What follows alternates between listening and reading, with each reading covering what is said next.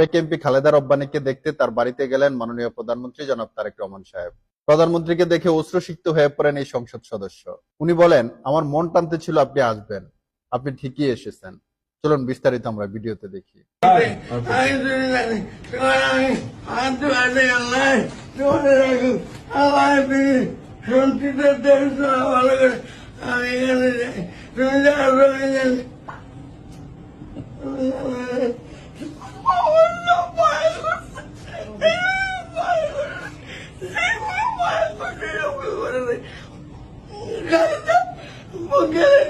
Room রেখে গুটে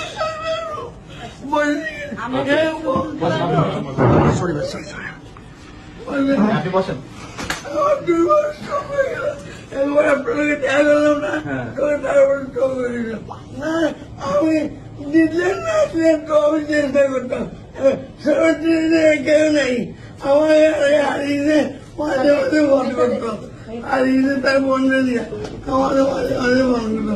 আর 17 কেউ নেই কিন্তু সিলেটে আমার ভালো একটা কবি অনেকে বলে না, আমার বলে উনি পার্টি আমার ভালো পড়ছি জানি আমি চাই কি করতে পারি না, এই ভালো পড়তে লাগছে না। ঠিক আছে আপনি আসবেন, আল্লাহ অনেক খুশি করে আমার মন টানতেছে ও আসবে। বলছি আসবে, আমার মন জানতে আসবে পবিত্র মাঠে। আমি তুমি জানি না আসতে দাও। বলেন